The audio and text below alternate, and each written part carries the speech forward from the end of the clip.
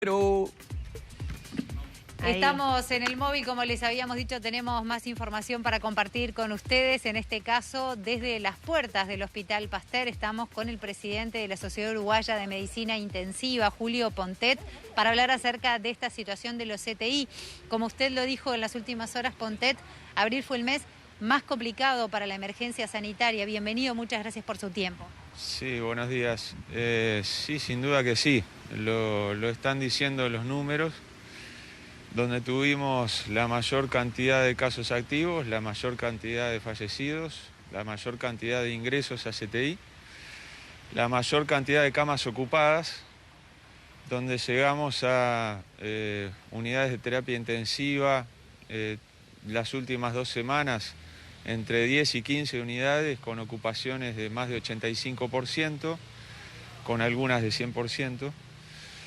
Y bueno, eso nos colocó en el peor momento desde marzo del año pasado, ¿no? Eso es importante. Usted comentaba que de 54 CTI que existen activos en este momento, entre 10 y 15 por día, llegan al punto de saturación. ¿Qué significa eso? ¿A qué se le llama saturación? Eso implica que esas unidades en particular no pueden recibir un paciente en forma inmediata. Es decir, si un paciente necesita ingresar a ese CTI, necesariamente lo que se hace es activar los mecanismos de comunicación interinstitucional y el paciente es derivado a otro CTI y se traslada. ¿Pero qué impacto puede tener eso en la salud de ese paciente? Bueno, habitualmente eso no ha generado un problema más allá de la demora de unas horas en el ingreso, sobre todo cuando los traslados son largos, por ejemplo, desde el norte del país hacia Montevideo.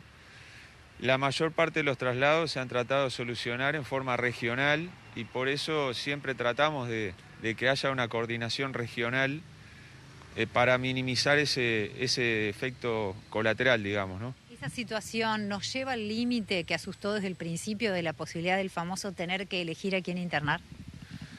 Hasta ahora nosotros desde la terapia intensiva no elegimos a quién internar por una cuestión de lugar, por locación.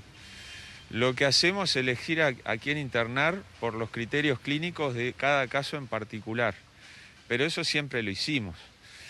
El tema es que, claro, se afina el lápiz, digamos, cuando las condiciones del sistema están estresadas, como es el caso actual, en el cual siempre se está mirando qué condición de reversibilidad o recuperabilidad tiene el paciente para ver si se beneficia realmente de ingresar a CTI o no. Ese es el criterio que se sigue manteniendo, ¿no? ¿Preocupa el cambio en cuanto a las características de los pacientes que están ingresando al CTI, que no son las mismas que en el comienzo de la pandemia? Bueno, sí, hay un perfil clínico que ha cambiado, que nos preocupa porque, por ejemplo, hemos visto un descenso en el rango etario.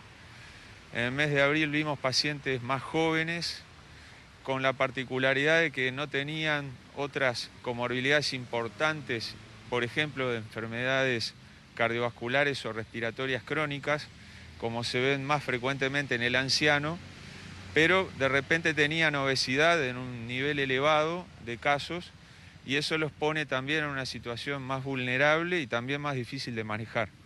Un llamado de atención entonces para tomar más precaución en ese rango etario. Por otra parte, ¿qué enseñanzas le dejó que evolucionase de la presencia de los médicos israelíes que, más allá de que por supuesto la situación fue manejada de otra forma, tuvieron 3 lockdowns, etcétera, pero sí nos comentaba que tuvo aportes interesantes para nosotros?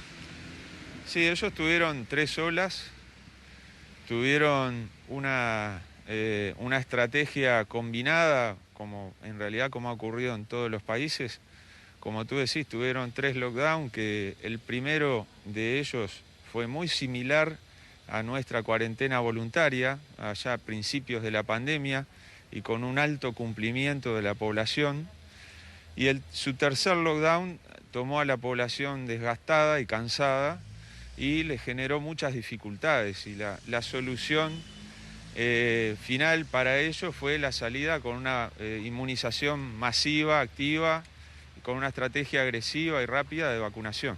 Nos Decía que ellos en realidad no llegaron todavía al 70% del porcentaje de vacunación, pero ya prácticamente tienen la inmunidad de rebaño. Sí, ellos no llegaron al 60%, pero lograron bajar francamente y claramente los niveles de hospitalización y llevaron casi a cero la mortalidad por COVID, ¿no? Este último fin de semana hubo un cambio en cuanto a las cifras, a la baja por lo menos en cuanto a los contagios. ¿Eso puede ser algún tipo de señal? ¿Cómo lo evalúan? Bueno, ojalá. Es difícil sacar conclusiones por 2 o 3 días, ¿no? En realidad el número de ingresos a CTI se sigue manteniendo por encima de 40 casos al día, lo cual obviamente que es preocupante. Y con el número de promedio de casos que tuvimos en la última quincena de abril, lamentablemente lo que podemos prever es que los próximos 15 días en terapia intensiva sigan siendo complicados con un nivel importante de ingresos todavía, ¿no? ¿Cómo está el personal de la salud? Usted hablaba acerca de ese estrés continuado en el tiempo. ¿Siguen las cuarentenas más allá de que bajaron los contagios en la salud? ¿Cómo está el día de hoy? El ausentismo bajó. Nosotros opinamos de que eso puede ser por la inmunización de este subgrupo particular de la población, que somos el personal de salud y en particular el que trabaja en CTI. Eso obviamente que es una buena noticia. Hay una cuestión de desgaste que también los israelíes nos transmitían en su propia experiencia y por la carga de trabajo que se vio extendida. Fíjate que al principio de la pandemia estábamos en un entorno de 600 camas y 350 pacientes. Hoy estamos superando las 1000 camas con casi 800 pacientes. Entonces, con un personal que aumentó un 20% y con colaboradores que no son intensivistas. Entonces, sin duda que la carga del asistencial se ha incrementado a un nivel que es máximo en este momento, ¿no? Según el porcentaje que llevamos al día de hoy, según el ritmo que se llevó hoy de vacunación, ya para despedirnos, al día de hoy, ¿en cuánto tiempo podríamos ver un impacto de la vacunación aquí en Uruguay? Bueno, yo no soy el más indicado para responder eso. Tenemos la esperanza de que sobre fines de este mes se pueda empezar a ver un descenso en la cantidad de casos graves, porque en definitiva el mayor impacto de la vacuna todos sabemos que es no tanto la disminución de la transmisión, incluso de ser un positivo, sino de la ocurrencia de una modalidad grave de la enfermedad, que en definitiva es lo que más nos importa, ¿no? Muchísimas gracias, doctor. A las órdenes. Un placer. Era Julio Pontet, presidente de la Sociedad Uruguaya de Medicina Intensiva, hablando acerca de la situación al día de hoy de los CTI en nuestro país.